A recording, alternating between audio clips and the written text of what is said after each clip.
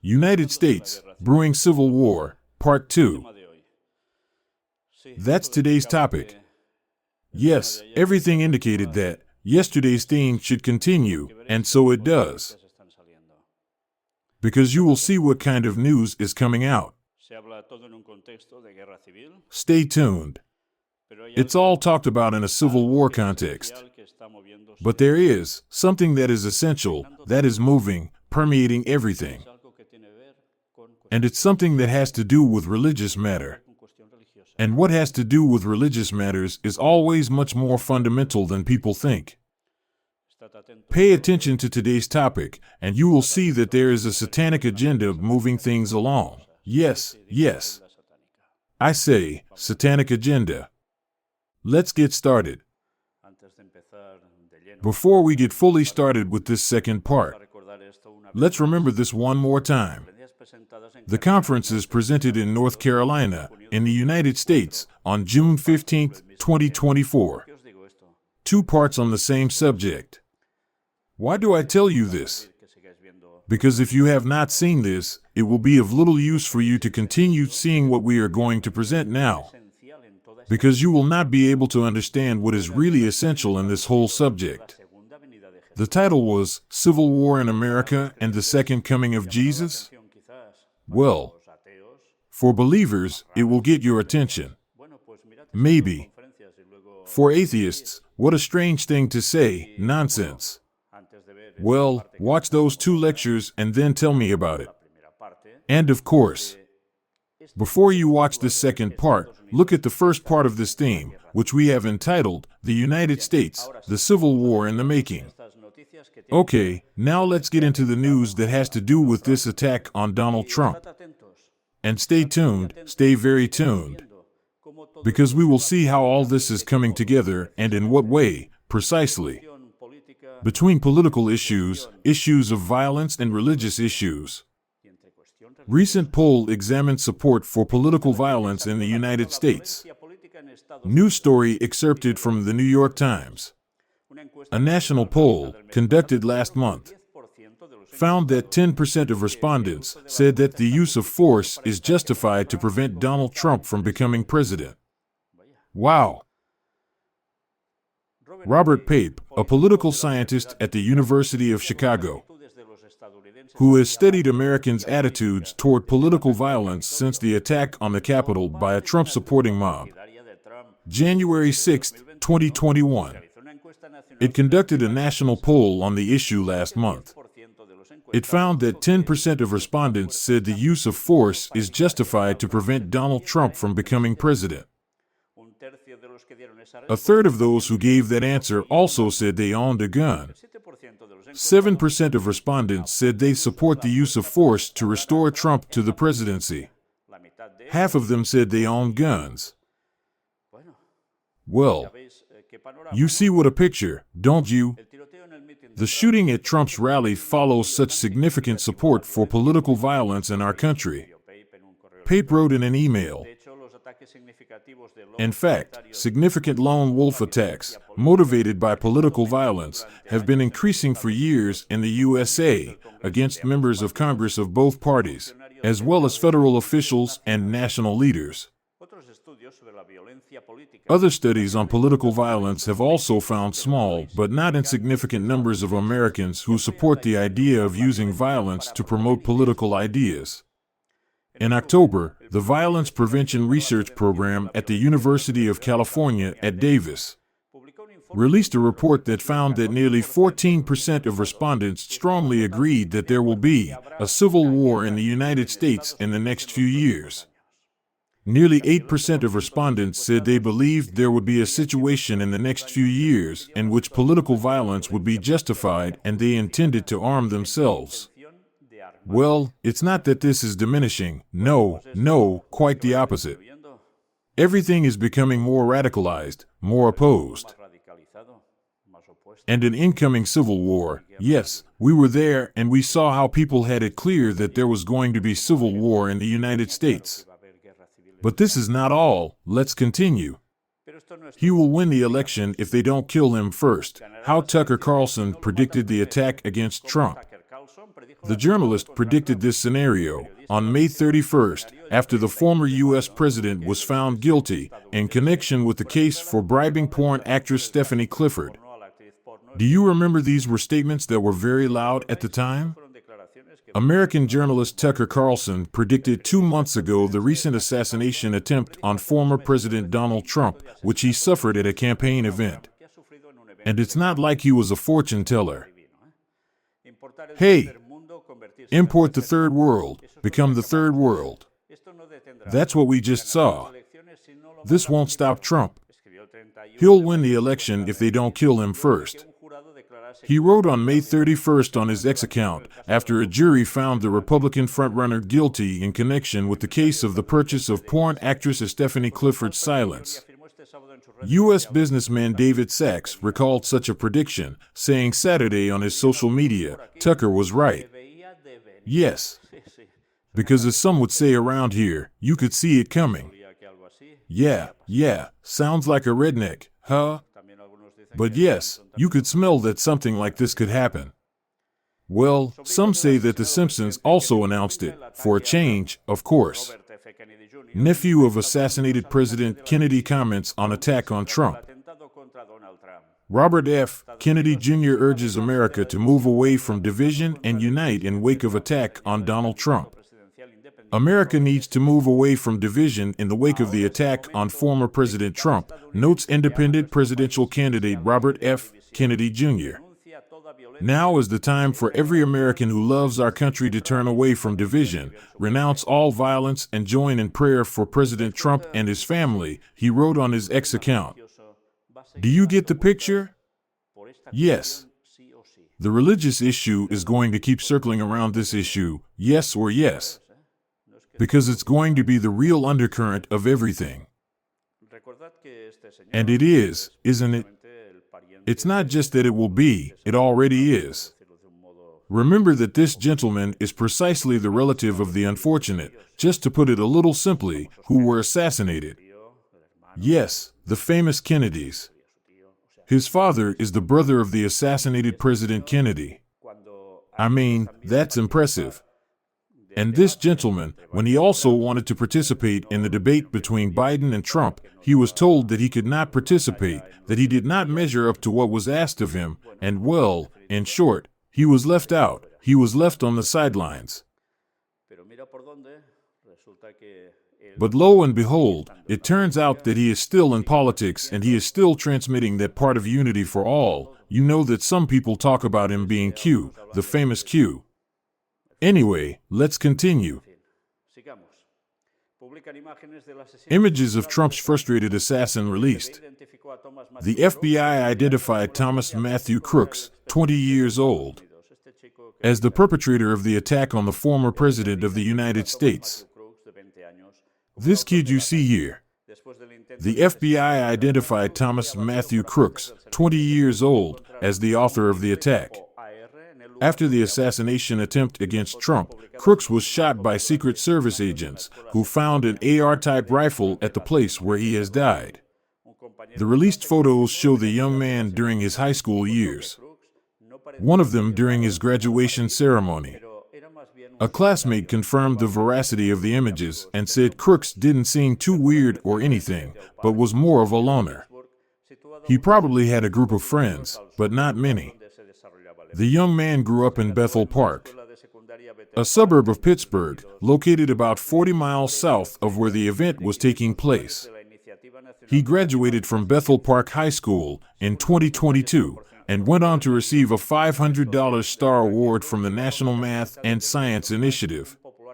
According to new details provided by the media outlet, at the time of the attack, Crooks was wearing a t-shirt from Demolition Ranch, a popular YouTube channel about guns. Anyway, you know that when all this happens, people start talking, was this guy programmed for this, or was it really his initiative, or did they let him act, So far nothing is clear, it's just speculation. The truth, who knows? A millimetric head movement probably saved Trump's life. One specialist believes that the position in which Trump's head was at the time he was shot was crucial and decisive for the politician's survival. a veteran of special operations, Israeli. He believes that the position in which Donald Trump had his head was what prevented the bullet he received during the rally in Pennsylvania on Sunday from killing him and only slightly grazing his ear. And, by the way, there is a photograph circulating where you see a bullet passing right through that area of his body. It's pretty impressive, that picture.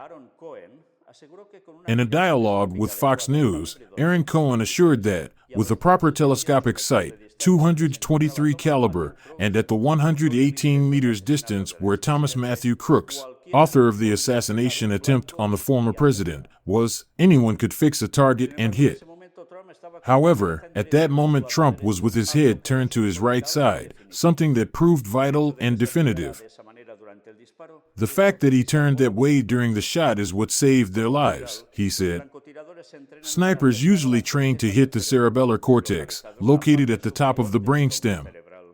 Therefore, had his head been facing forward, the projectile would possibly have entered his ear and caused fatal damage. God must have been watching the president, Cohen says. Notice once again, how everything keeps getting put in this religious sack. The counterterrorism expert believes that there were failures within the Secret Service to protect and secure the site and the entire perimeter. In particular, he has criticized the fact that the agents were not guarding each and every one of the surrounding buildings. My opinion is that there was no lack of resources, but there was a failure of manpower. Anyway, the fact is that, at that instant, and you can see it in the images, he makes a precise head movement, and that's just when the bullet passes through. Well, of course, if he didn't die it is because God didn't want him to, because if he had wanted to, he would have died for sure. But, notice how, what they are insinuating is that he is being, probably, divinely protected. And what does that imply, in this case? Well, everything comes to say, and you will see it later in some other news, that he is like an envoy of God to save, I don't know what. Anyway, let's continue. The U.S. Secret Service would have repeatedly refused to beef up Trump's security. House members urge investigation into the matter. They say that there are a lot of loose threads in all of this. As reported by the New York Post citing sources, Trump's team had sent a request for additional protection to the Secret Service, but it was not granted. The service itself denies the allegations. In this regard, members of the House of Representatives have urged to conduct an investigation. At the same time, the newspaper revealed that Donald Trump's Secret Service has no resources to guarantee its protection against attacks, in particular sniper attacks and air cover, which leaves it vulnerable. There is a false claim that a member of the former president's team requested additional security resources and that they were turned down. This is absolutely false, Secret Service spokesman Anthony Guglielmi wrote in X. We did, in fact, add resources, but we did not do so. In fact, we added resources, technology, and protection capabilities as part of the increased pace of campaign travel. So, there's an accusation. And on the other side, a rebuttal. And, look, more on the same. Biden calls for a major overhaul of security at political events to prevent attacks like Trump's. But what do we highlight here? This news item also appears. Trump was counting on additional protection. The U.S. Secret Service has assured that former President Donald Trump had additional protection as per the protocol in campaign rallies, stepping out of the criticism after the assassination attempt on the Republican candidate, specifically to its alleged refusal to strengthen the security of the former president, as a Republican congressman said hours earlier. This is a false claim that a member of the former president's team had asked for additional security resources and that we rejected it. It is absolutely false, said Secret Service spokesman Anthony Guglielmi. Hours before this statement, the Republican Congressman Mike Waltz, for Florida, accused the Secretary of Homeland Security of the United States, Alejandro Mayorkas, of rejecting additional measures of protection to Trump. I have very reliable sources who tell me that there have been repeated requests for increased Secret Service protection for President Trump, were denied by Secretary Mayorkas, Waltz wrote on X. Once again, one says yes, the other says no. Who knows? This also appears. The attack suffered Saturday in Pennsylvania by Donald Trump confirms that the immediate American elections run on fear, controversy, and the most recent and serious, blood. Everything suggests that the candidates emerging from the primaries are predestined to star in controversies and scandals until the election scheduled, according to their historical calendar on November 5th. Yes. When there are elections for the presidency, fear, controversy, blood.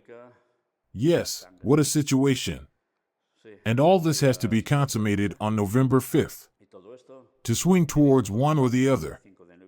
That is, if they arrive alive, or one of them arrives alive, otherwise they must be replaced.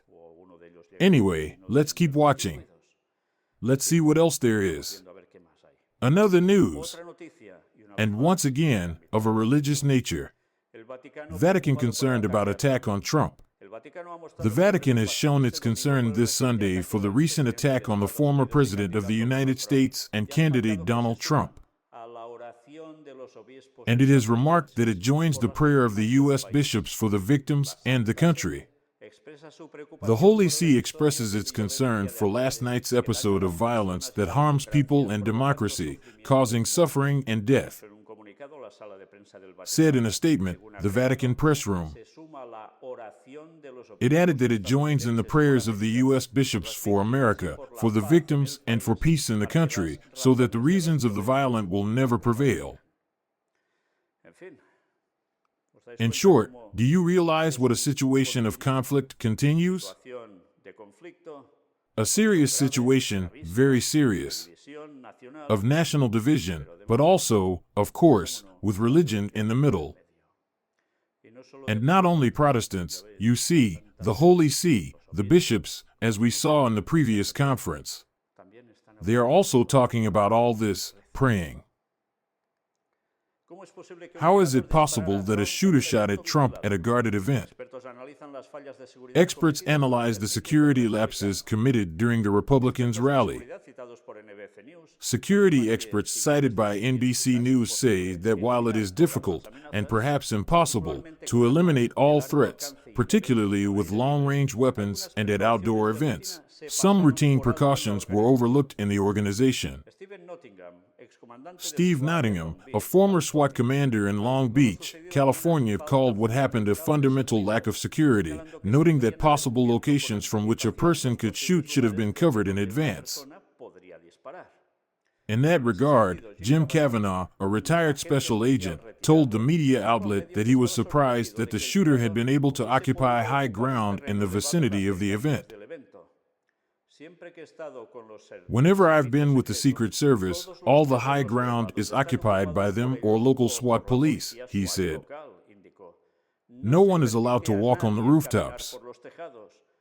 They dominate the high ground, he added. He also noted that an AR-15 rifle can reach 200 yards, that is, within the radius where Trump's stage was located. Interesting, huh? Theoretically, any Secret Service, any security, knew that the first thing that is not allowed is that no one is allowed to be on the rooftops before such an event so that what happened would not happen. And look where. He was 100 or so meters away and nothing happened. They let him be there. We have all seen the videos of how there are images of the guy, of the sniper, who is moving around the roof continuously, arresting himself there. People telling the police, hey, this guy is there. He's there with a rifle and so on. And they didn't act there. But we will see a news item that says something about it. Let's go on. Look where. The religious theme is back. Of course. Catholic priest prayed for Trump's safety moments before the shooting. Well, look where. That prayer was answered, wasn't it? A Catholic priest who gave a blessing during a rally for former President Donald Trump. on Saturday, July 13th, told people they should pray for Trump moments before he was shot and wounded. Father Jason Sharon, a Ukrainian Catholic priest, indicated to CNA, English language agency of EWTN News, that about 15 to 20 people, barricaded at the rally, called out to him as he tried to leave. Shortly before Trump began speaking, I told them I prayed for him and for his safety, and that they had to pray too because these are people who want to kill him, the priest indicated in a phone interview with CNA late Saturday night. Who did he mean by these are people who want to kill him? And I think shortly after, literally a few minutes later, there was this vague sound and people started to leave. And at that point, I heard someone say it was a shooting, he added. Authorities said the attacker, who tried to kill Trump, fired several shots, wounding the former president in his right ear, killing one rally attendee and wounding two others. Father Sharon said he met Trump briefly before the former president came out to address the crowd at the rally, which was held outdoors at the Butler Farm Show in Butler County, Pennsylvania. I talked to him about the situation in Ukraine and shook his hand. It wasn't a very deep conversation, the priest referred. Father Sharon also told CNA that the Trump campaign contacted him a few days ago and asked him to do a blessing at the rally. Interesting, huh? They asked a Catholic to do this. A Catholic parish priest. In an interview aired Saturday night on the Pints with Aquinas podcast, the priest said how that prayer went. My prayer was for protection. My prayer was for the restoration of good relations in our society, individual, family, and social relations. For our nation to become great again in the eyes of God, the Ukrainian presbyter stressed. Sounds familiar, doesn't it? The slogan, similar to the one Trump himself uses. Sharon said he is aware of Trump's political pronouncements, which conflict with Catholic teaching, including his recent statements regarding being in favor of making abortion pills available. But he recalled Trump's pro-life actions, which include the appointment of 3 U.S. Supreme Court justices, which allowed him to form a majority that reversed the Roe v. Wade ruling in June 2022, which allowed states to ban abortion. We were already dealing with this in the conferences. How interesting, huh?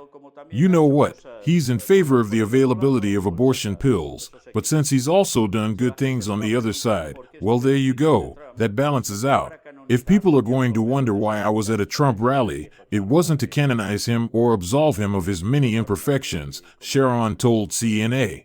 But look, he was called there, and how could he not? He went and did as he was asked. His recent retreat from defending pro-life legislation is undesirable, and that's not why I'm there. But to encourage him to build on the pro-life victories of his first administration, I explained. Do you see? He's going to go back on his approach. Father Sharon was ordained a priest in the Ukrainian Catholic Church for the Diocese of St. Josaphat in 2008. He has served in parishes in North Carolina, West Virginia, and Pennsylvania. He is currently pastor of Holy Trinity Ukrainian Catholic Church in Carnegie, Pennsylvania. Good. So you see, in conclusion, how it all comes together, the political issue, the confrontational situation, and what other issue? The religious one. We must stand united. Biden calls on Americans to stop seeing their political opponents as enemies. Americans turned down the heat on political rhetoric in a speech from the Oval Office Sunday night, calling for more respectful discourse and civility in the wake of the assassination attempt on former President Donald Trump. Disagreement is inevitable in American democracy, Biden said, but politics should never become a killing field.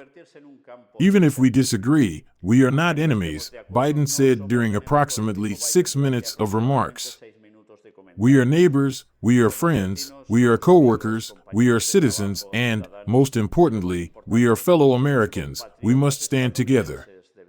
It's funny, because in another media appeared a news item where he, a few days earlier, had said that Trump was on target. And of course, with those words, you can imagine the commotion, can't you? with what has happened afterwards. This is only the third speech Biden has delivered from the Oval Office during his tenure. Presidents traditionally reserve the Oval Office for speeches of the utmost importance, usually about war and peace. Interesting, huh? Where precisely did he officiate that speech? In the Oval Office, from where they generally speak about war and peace. And we are in the context of what? Civil war. Now that Trump has been targeted for assassination, Biden has shown a measure of compassion that Trump has rarely shown amid the plight of his rivals. Biden's campaign pulled its advertising, and the president made the unusual decision to call Trump, Donald, as he called him, to see how he was doing. He described the call as a brief but good conversation. And he added that he and his wife, Jill Biden, we have him and his family in our prayers. Doesn't fail, eh? The religious issue is drenching everything on one side and the other. It's impressive. Yes, it is already said so many times that when the candidates prepare for their debates and prepare for one of the two to win the presidency, the religious issue always comes up in the United States. And it is true.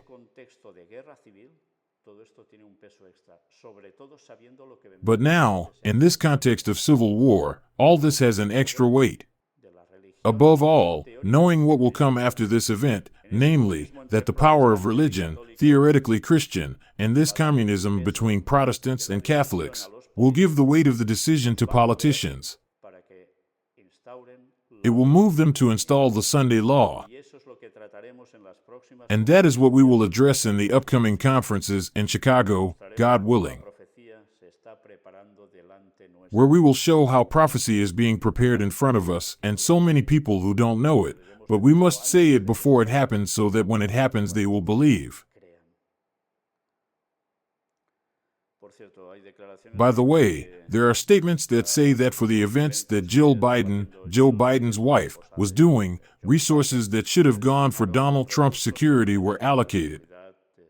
This is what they are now saying. A police officer reportedly confronted Trump's attacker seconds before he opened fire. Earlier I was telling you, you will see what news there was about it. Medium also revealed testimony from Trump rally attendees who, unsuccessfully, tried to alert security forces to the existence of a gunman. Yes, it did them no good to warn. Shortly before U.S. presidential candidate Donald Trump was shot at Saturday's election rally, a local police officer confronted the shooter. The AP reported Sunday based on statements from two officials who spoke on condition of anonymity. The officials explained the officer went up to the roof of the building where the perpetrator of the assassination attempt, Thomas Matthew Crooks, was located after being warned by rally attendees that a man was up there. Upon going upstairs, the officer found Crooks pointing a rifle at him and had to retreat up the stairs. Immediately afterward, Crooks fired at Trump before being gunned down by Secret Service snipers. Imagine that. There's time for the agent to go up the ladder. He sees it and gets ready. And he's aiming it right at him, at the agent. And the other one, whoops, he gets off right away.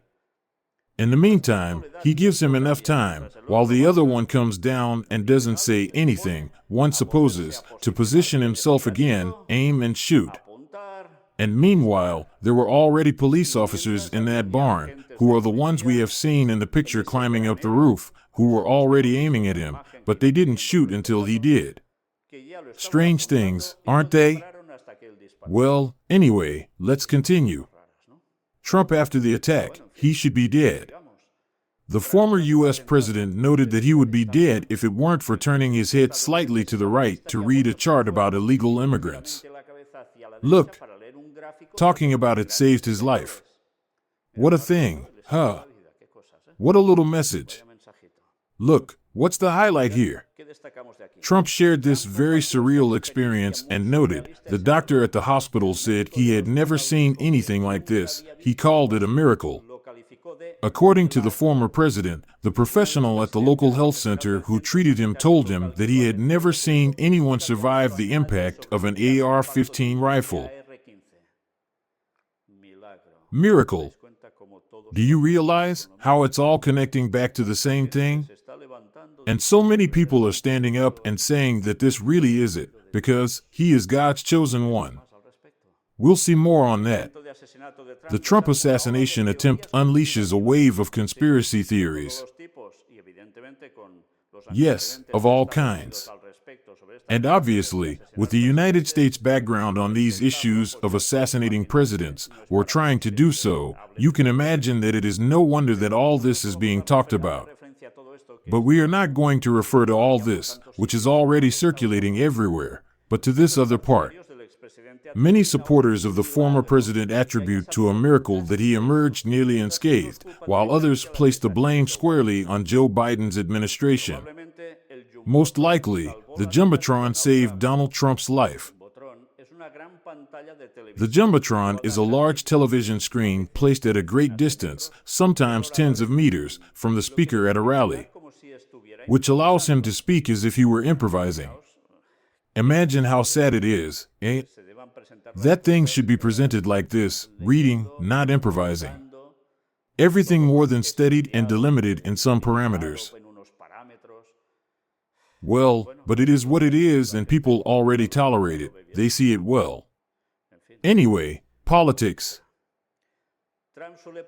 Trump usually prefers the Jumbotron to the video screens located on both sides of the rostrum.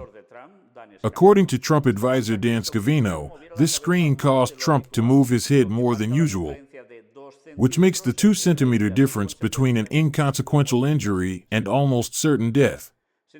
For Donald Trump, however, the explanation is otherwise. God was the only one who prevented the unthinkable from happening. Let us not fear, but stand firm in our faith and defiant in the face of evil, was the Republican candidate's message on his social network Truth Social. Get the picture?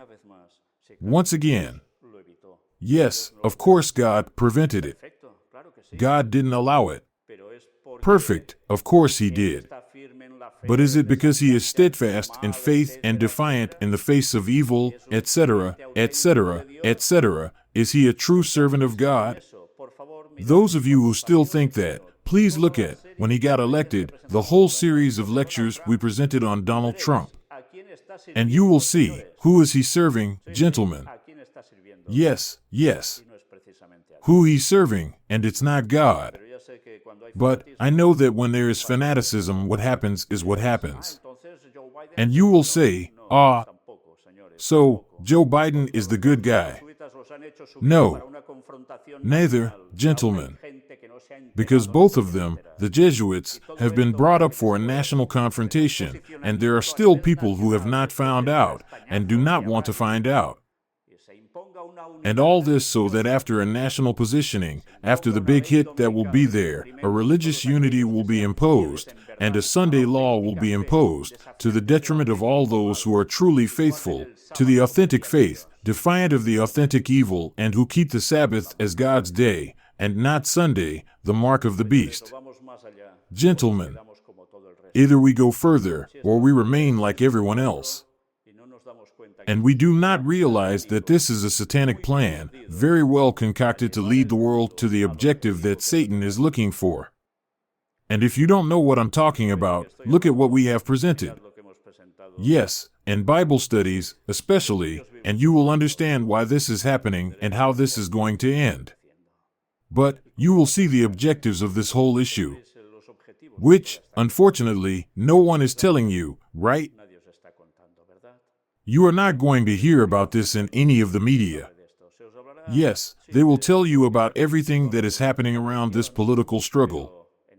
But in this area of what is being prepared specifically with this whole issue, no, nobody is going to tell you about that, but you must know about it, because otherwise, you are really lost. The messianism of Trump's post is supported by that of his followers. References abound on social media about how divine intervention directly saved him. Trump, who has strengthened the Republican Party's dominance among religious American voters.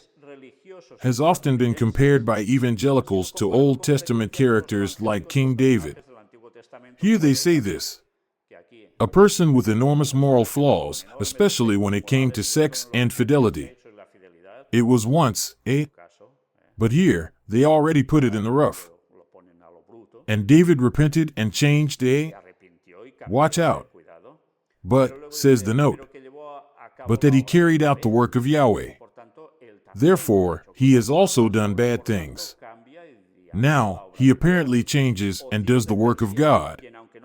Or Cyrus of Persia, who, though he was not part of the chosen people of Israel, yet delivered them from bondage. And we already saw in those topics about Donald Trump precisely how those who are wanting to build the third temple in Jerusalem were very happy in making shekel coins. With whom? With the face of Donald Trump, because he was going to be the current Cyrus, the one who would save and help to save the current people of Israel.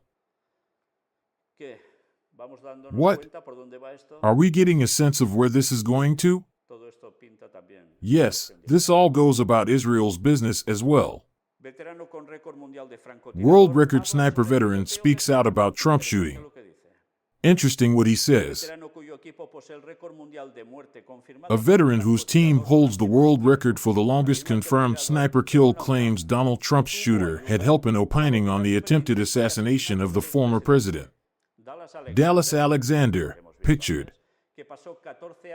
We've seen before, who spent 14 years on a Canadian Army sniper team, closely protecting important world leaders, including the Prime Minister, Canadian.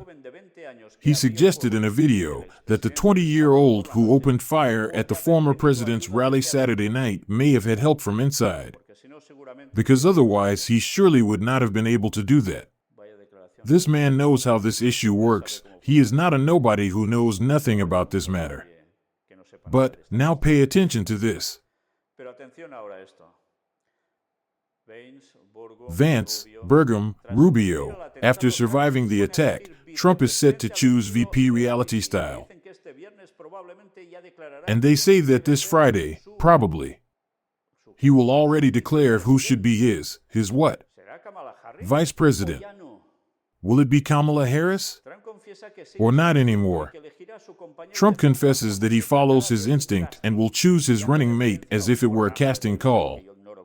And he refers to a TV program, I don't know which one it is, in which, through a series of questions, a kind of elimination process is carried out. Well, he says that this is what he will do, and we are going to highlight this part. The failed attack has boosted the former president even higher, polls announce. The odds of Trump winning the presidency have gone from 59 cents on the dollar to 66 cents, according to Predicted. Those odds have risen to 70%, according to Polymarket. Yes, there are even bets here. We are already going for this, But all that is denoting that his popularity is rising even more since what has happened. And look, 4 names, probably 3, they say. On the bench of this apprentice, do you see that in that program he is called an apprentice until he gets elected? Appear Senators Tim Scott, Marco Rubio, and J.D. Vance, North Dakota Governor Doug Burgum, and his Housing Secretary Ben Carson. Do you know who Ben Carson is? We were talking about him, too. Yes, a great surgeon, now retired, an Adventist, who, lo and behold, was the housing secretary in the Trump administration when he was president. And we already said, no Adventist, if he knows what he believes in, should be involved in politics. But well, that seems to matter little now, unfortunately. Behind closed doors, Trump has shown interest in Vance, Burgum, and Rubio. But according to the New York Times, the former president has asked for opinions on Scott and on Ben Carson, a retired neurosurgeon and former housing secretary during his administration. All that was missing was for Adventist Ben Carson to become the Vice President of the United States, when everything points to the fact that the next President of the United States will be the one to implement the Sunday law. Will an Adventist be able to support him? Well, I wouldn't be surprised at all. To make up their minds, Trump's team has been putting the candidates through a series of interviews, which have also included their partners. Yes, it's a kind of casting call. Beyond Carson, the fixed candidates in the pools of the American media are Vance and Burgum. Proof of this is that, after Saturday's failed attack, all three quickly made statements expressing their concern for the former president. We'll see who gets elected. We'll see if something happens in the end, and it turns out that a woman will come to power as well. And no longer that a woman will come to power as vice president, and no longer, perhaps, only as vice president. The fact is that we only needed an Adventist to get to this point, knowing everything that is going on behind the scenes, knowing that those who are pulling the strings of this government have to do with secret societies and the Vatican. But he is there. Look where he is. Hopefully, he will not be appointed to any of the positions and will get out of politics, which is what he should do as a good Adventist who keeps the Sabbath. But you know, every time I say this, Adventists go for the jugular. And oh, is that Daniel, the prophet Daniel, was in the kingdom administration? Yes. Did he choose to do that, or was he put there? It changes things, huh? But well, that's the way it is. What are we going to do? Each one decides for himself, although he knows that what we say is true. No, one should not be in politics. And even more knowing what is being prepared against the authentic people of God. How is one going to participate in that government? And we end with this letter from the famous game, The Illuminati New World Order. And here you have someone that when we saw the letter we said, yes, they look a lot like Donald Trump.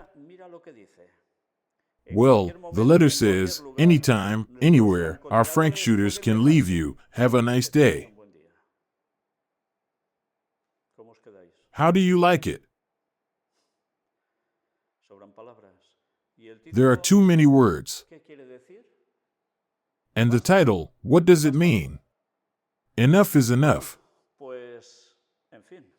Well, there are things that, of course, it seems that there was a written script, a satanic agenda to follow. And as we have already said so many times, Mr. Steve Jackson, who made the card game, knows for a fact that there really was something. Something had been prepared so that many years later things would happen. Remember that the card game is from 1996, although later it had some extensions.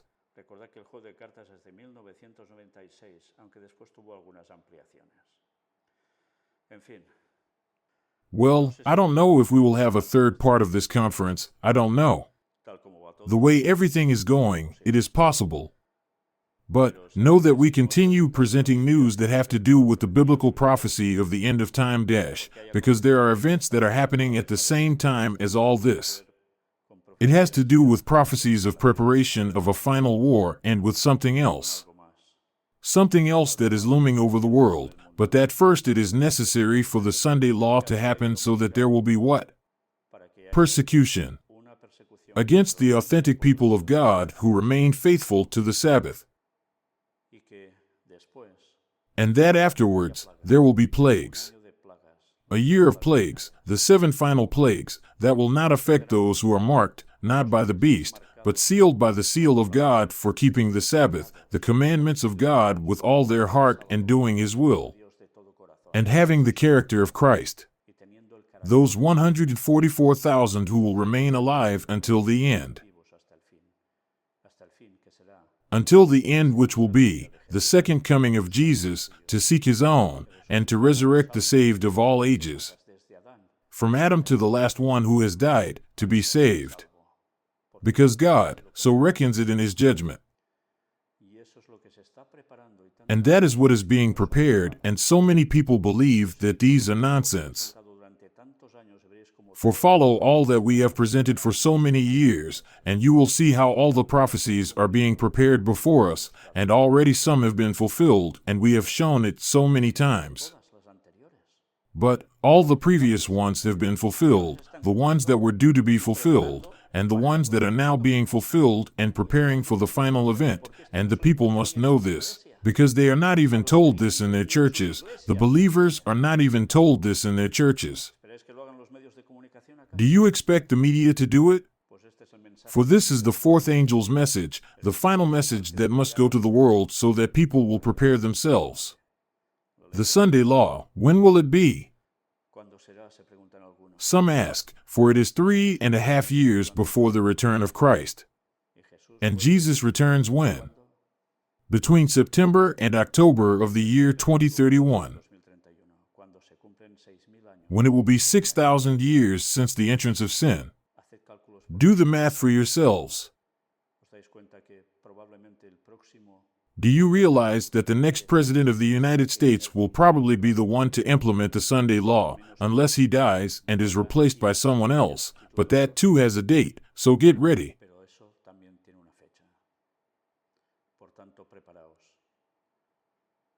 Because we will continue to demonstrate what is in biblical prophecy, being fulfilled with the events that you can all see and that no one can deny. From now on, everyone decides, do you want to follow God's truth and be saved?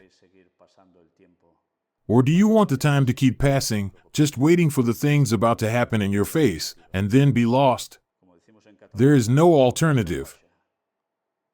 As we say in Catalan, or box for the cemetery, or the girdle to go prepared for what needs to be done, with determination. Make the right decision, you are risking your eternal life. We all have it at stake. Maranatha. The Lord is coming, 2031. God bless you.